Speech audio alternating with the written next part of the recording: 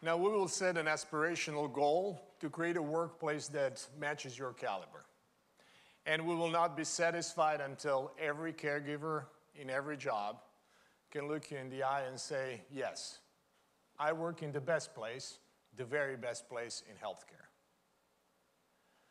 Now, as a non-for-profit organization, we need to do well to be able to do good. Although we'll never compromise care to save money, we need to become the world champions in efficiency. And I spoke before about how caring for patients and each other is like caring for family. But there is another question that I'd like you to ask yourselves. How would you treat the resources of Cleveland Clinic if this were your own home? If these resources were your own? Now, this means that we appreciate the value of resources, all of them, financial resources, human resources, and time. And we have to use them mindfully and without waste. Because as all of you know, our payer mix continues to shift from private insurance to Medicare and Medicaid. Now, the government reimbursement currently doesn't even cover the cost of care that we provide. And as this trend accelerates, our efforts to become more efficient become even more important. Now, is it possible to become lean and efficient without compromising care? Now, some people think it cannot be done. But we at the Cleveland Clinic have proved that we can do it, and we proved it over and over again. Now, the best example for that is the way that we take care of ourselves. Now, 10 years ago, we launched the initiative to improve caregiver wellness. We saw the cost of care go down and wellness metrics go up. And that is a win-win. Now, the hallmark of this documented success here in our organization is now reflected through the desire of employers across the country to replicate our work. Now, over the past several years, you have also found a way to cut $800 million out of our cost. Now, $8 million of what came from your My 2 cents proposals. Now, every dollar counts. And at the same time, patients' outcomes and patient experience improved. And that is really what we're built for. And that is what we excel at. Now, we optimize our care processes through continuous improvement. We have 10,000 caregivers involved in 140 continuous improvement projects. And they're all identifying what matters most, and one by one, they're taking down the barriers to better care. And remember, we're only a temporary stewards of Cleveland Clinic and its resources. And we must preserve the organization for those who come after us. Now, being a caring organization means caring for our neighbors as well. Because we're not a part of the community, we are the community. Now, this is especially true here in Cleveland and Northeast Ohio. Now, here, our roots go deep, because we've been here in the same corner for almost 100 years. And we have Cleveland values in us: kindness, generosity, and grit. And they're firmly embedded in our social fabric. As a non-for-profit organization, we're here to help people. Now, any and all of our excess funds from operations are invested back into our mission.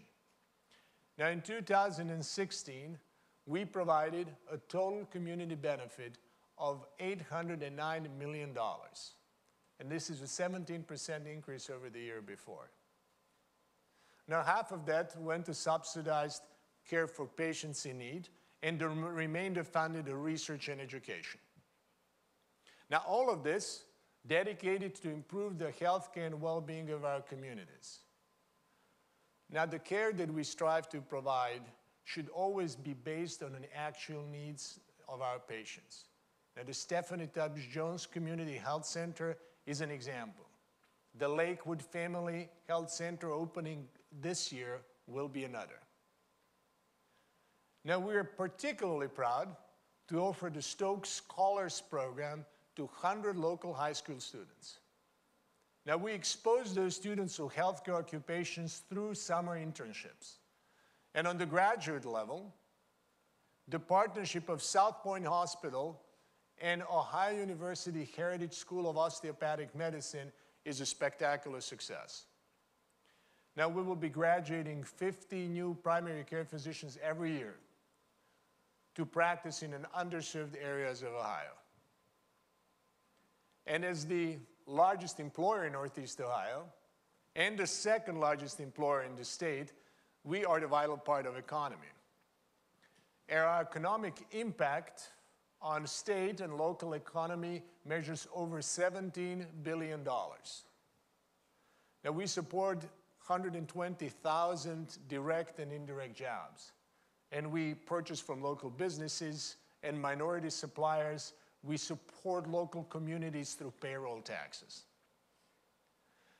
Cleveland Clinic is also making Northeast Ohio a center of biomedical and technology business in this part of the country. We generate new companies from our own intellectual property. Now, there is a new building going up in the corner of the Cedar Avenue and the Opportunity Corridor.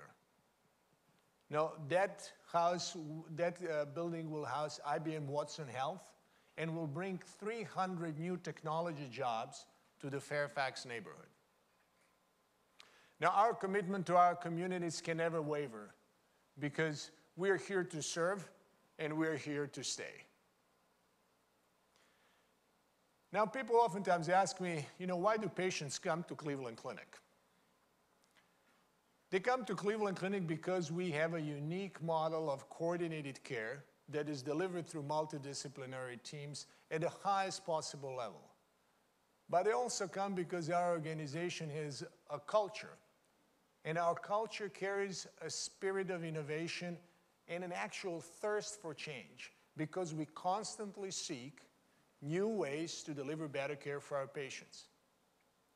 And that is the reason why the entire world looks to us for leadership. Now, we have an opportunity and obligations to shape the future of healthcare, beginning with the care delivery model here at home.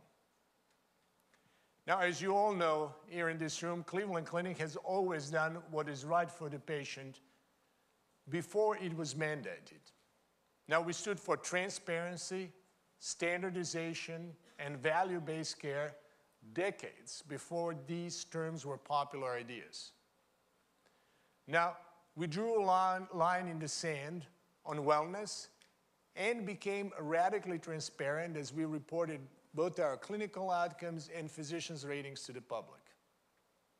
And in 2007, we accomplished the most comprehensive reorganization ever undertaken at a major academic medical center. Now, we went from physician-centered divisions to patient-centered institute. Now, but we continue to evolve. We are now recognizing that the basic functioning unit in a contemporary healthcare and in our organization is no longer the individual. It is the team. And the teams will be empowered to make decisions about patient care and resource utilization.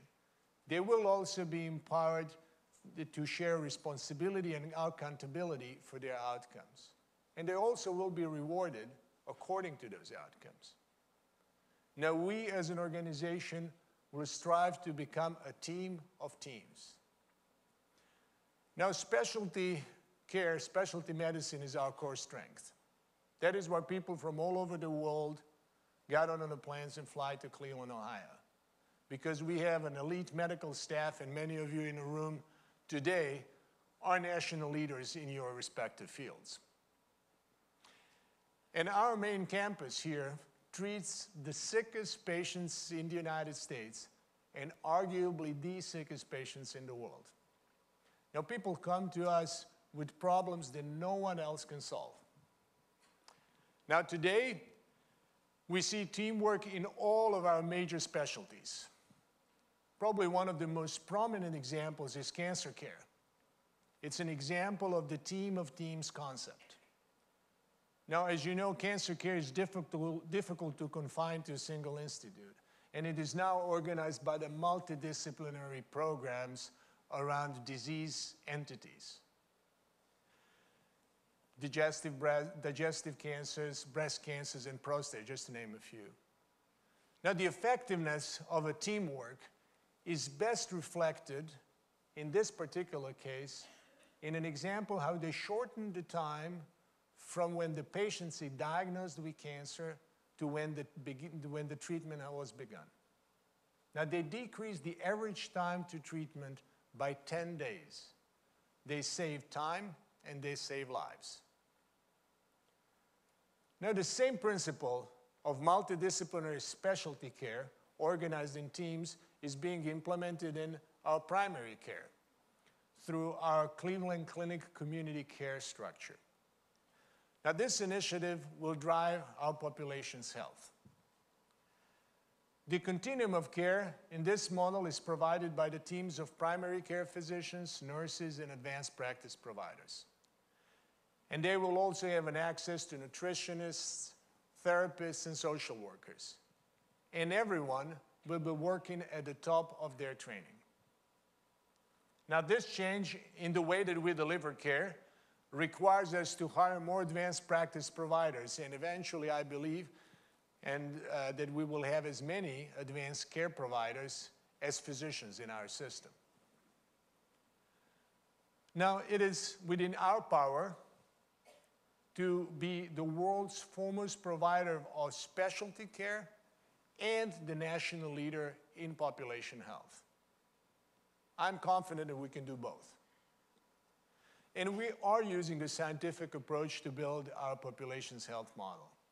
Now we have an ability to study, an ability to analyze the systems and processes of patient care. And we're going to put that strength to work in a new Center for the Study of Healthcare Delivery. Now, this center will apply the same scientific rigor to the operational details of healthcare delivery that we now apply to the study of individual disease processes. And as we move forward, Cleveland Clinic will be a team of teams. And this will enable us to grow by staying true to who we are, a team. Now, most of our plans for the future will depend on the digital platforms: telemedicine, data analytics, artificial intelligence. Now, digital technology will allow us to deliver smarter, more affordable, and more accessible care. And the Cleveland Clinic has always been an early adopter, beginning with our electronic medical records. But now we have to take technology even more seriously. We have to go for even more transformational technologic adoption. Now, telemedicine is our fastest growing clinical offering. Today, we can provide care for a variety of conditions anywhere on Earth. We had more than 25,000 virtual visits last year alone. And our vehicle for this is Express Care Online. It is a face-to-face app that puts you in touch with a caregiver from the comfort of your own home. Now, that means that a patient's bedside is changing and the walls of hospitals are coming down in this new and virtual world. Now, in addition, augmented intelligence has a tremendous potential in handling the rapid expansion of knowledge in healthcare. Now, we're fortunate to work with IBM Watson on the future of cognitive computing. Now, the day will come when our decisions are supported by data from wearables, imaging, implants, genetic profiling, along with insights from global health trends and published research. And care, through that, will become more personalized and individualized than ever. Now, this is not a future where computers will replace caregivers. It is a future where we will have an access to 1,000 times more knowledge that we could get today from our own reading. Now, it is also a future where caregivers will be liberated from repetitive tasks to give their full attention to patients' needs. And we will use the digital technology to humanize care and enhance our role as healers. The Lerner Research Institute has carved a unique place for itself in the world of healthcare. It generates $250 million in research funding, and $100 million of which is from the National Institutes of Health. The Research Institute has thrived by sharpening its focus into translational research, while concentrating on the studies that have a direct impact on patient care, and that is our strength. Our research is organized around the disease that we see every day: cardiovascular, neurologic, cancer, and inflammation. And genomics catalyzes our research efforts. And through genomics, we have made key discoveries in the genetics of cancer and other diseases, and made treatments more personalized and more effective.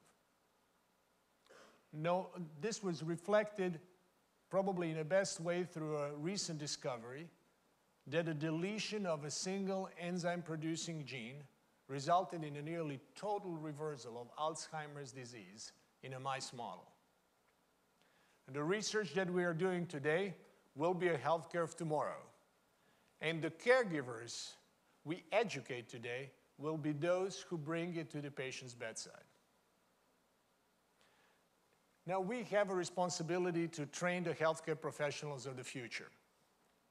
It is deeply embedded in our mission and a source of our pride. Now, we operate one of the largest postgraduate training programs in the country with almost 2,000 residents and fellows.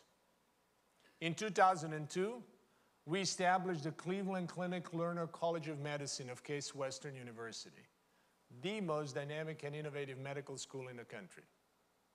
Now, the great success of that school has inspired us to put the biggest investment in our future, the new health education campus, in a partnership with Case Western University.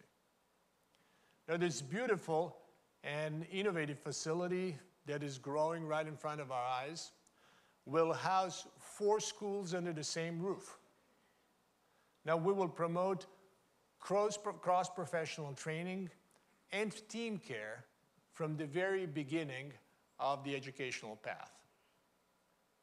And we also realized that we depend on today on healthcare occupations that didn't even exist 10 or 15 years ago. Just think about healthcare finance, healthcare informatics, healthcare data management, and bioengineering. But those professions are crucial parts of today's medicine, but they have no defined educational curricula. Now, the new health education campus will become the first center for lifelong education needs of the contemporary healthcare workforce by unifying the educational needs for all professions in healthcare. Because today, we are training the entire orchestra to perform. We are not training soloists any longer. Now, the health education campus will be a pipeline of our future caregivers, but it will also be a lasting source of our pride, and it will cement Cleveland Clinic's reputation as a world leader in education. Now, doing the right things for patients, caregivers, and the organization has opened up a world of opportunity for us. Now, I believe that it is our ethical obligation to care for as many people as possible, but it is also our duty to grow responsibly. Now, the quality of Cleveland Clinic, and this comes from a personal experience, transcends geographic and cultural boundaries. And we're one of a few organizations capable of transplanting our cultural DNA anywhere on Earth. Now, we are a Cleveland organization, and therefore we will continue to grow here and we'll continue to grow in Ohio. But nationally, we also do have our biggest opportunity for growth in Florida. We have successfully expanded our presence in South Florida, and we'll be opening a new 75-bed inpatient tower and outpatient facility later this year.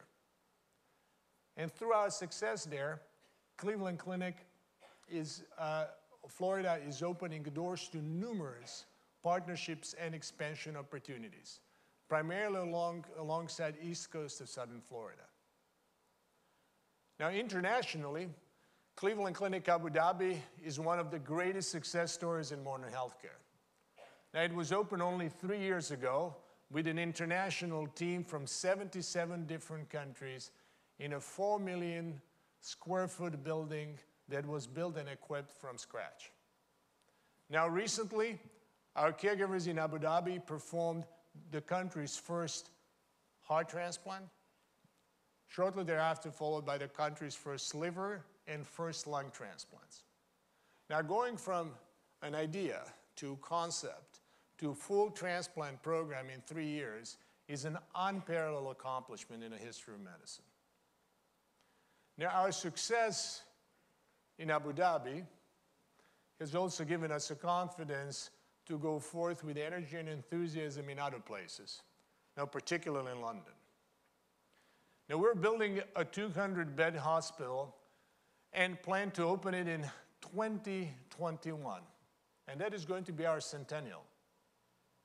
Now, on that date, we will have made a remarkable journey from a 4-story outpatient clinic on Euclid Avenue to the backyard of Buckingham Palace. Now, people ask us how our growth abroad relates to our activities here. Now, everything that we do internationally comes back to Cleveland. You know, our global brand places the name Cleveland in the most vital and dynamic cities on earth. And I have to tell you a quick story. You know, if you were to go to Abu Dhabi and you get in a cab and ask a cab driver to take you to the best hospital, he's going to tell you, okay, I will take you to Cleveland. Now, you are going to be in the cab for a really long time. Now, we have made our name truly synonymous with advanced healthcare. And our overseas expansion provides the resources that come back to our communities and give us access to previously untapped talent in healthcare. But we are committed to responsible growth. And that means reproducing our model with integrity, with compassion, and with a total commitment to the best and safest patient care wherever we go. Now, my confidence in you, my fellow caregivers, could not be any higher. Now, everything I've seen and heard over the recent months through hundreds of conversations now really fills me with enthusiasm. Now, we have a brilliant potential to lead the world of healthcare. And of course, our course is clear. Now, Cleveland Clinic will be the best place for healthcare delivery anywhere in the world, and the best place to work in healthcare. Now, this is what we will do, and this is what we will become. And we are going to build a plan for the future of our organization that reflects your ideas and your input, because it will be our plan. And we will do this together. Because our generation, all the people in this room, have a responsibility and an opportunity to raise Cleveland Clinic to the next level of greatness. Now, I spoke a lot about how we treat each other as a family and how we care for patients and caregivers as a family. But here is a video that shows what I mean. She was so happy, hitting all of her milestones. She was starting to respond to things that we would say.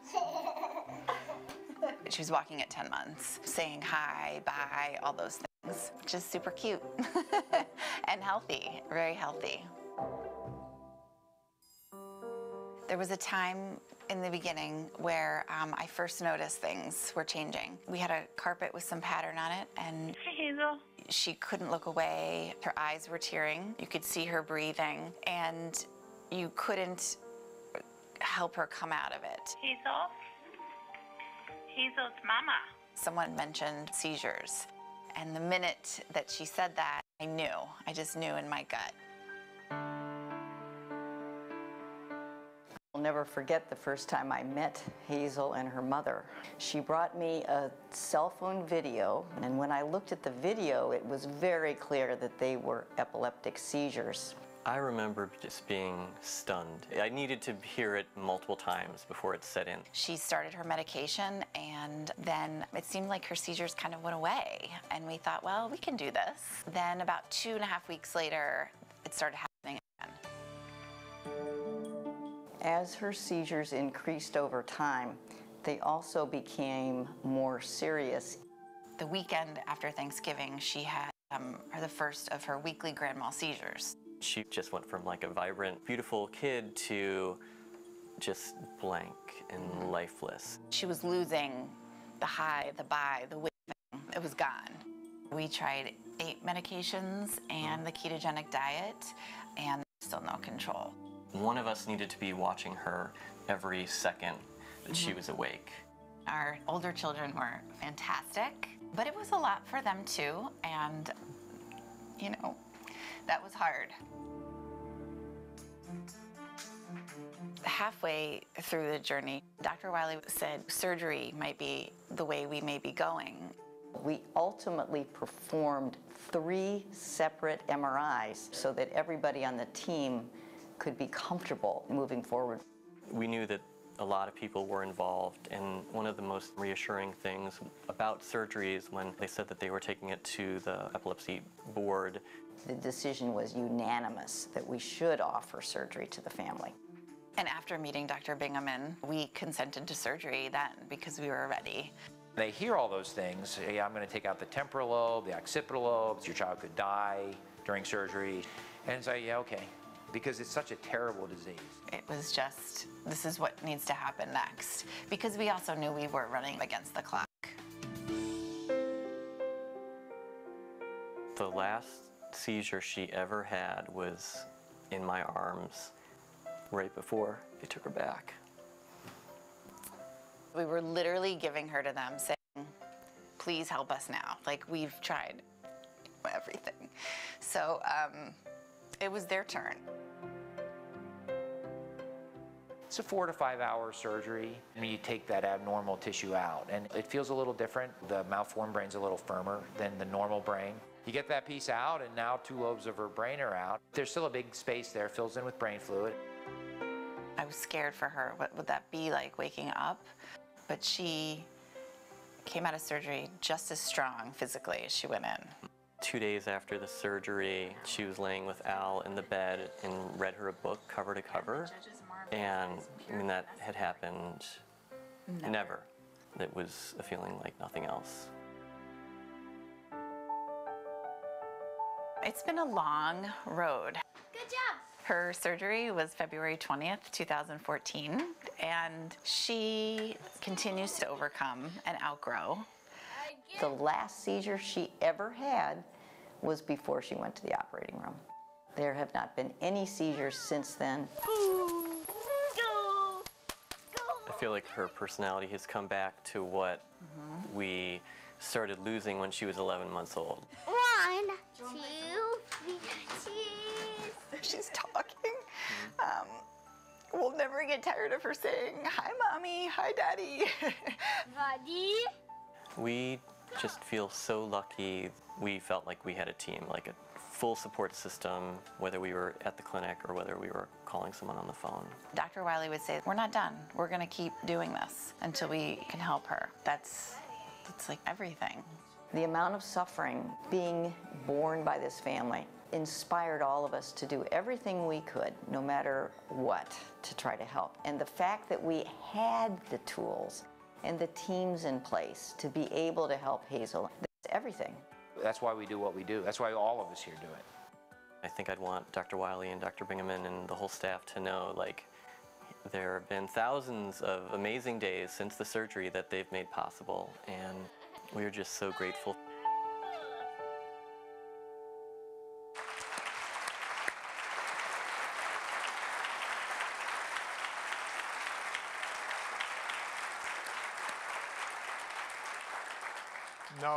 I would like to ask the Sakai family and their caregiver family to stand and be recognized, please.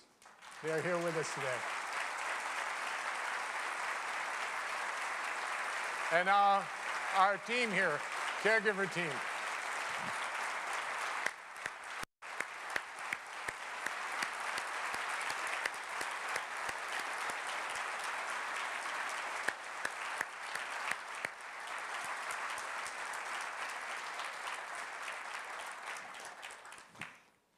So, yeah.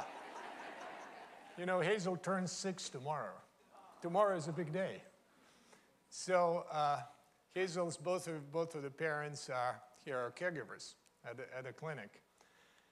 And thank you so much for allowing us to share your story. And, you know, the effect that our team at a neurological institute had in the lives of the Sakai family is the way you, as Cleveland Clinic caregivers, enhance the lives of millions of families every year. And I'm privileged to be the part of a Cleveland Clinic family. And I look forward to meeting and working with you in the months and years to come. And my sincere thanks to caregivers watching in Cleveland, Florida, Las Vegas, Toronto, Abu Dhabi, and London. Yeah, we are all one family. Thank you for being here today and have a great day.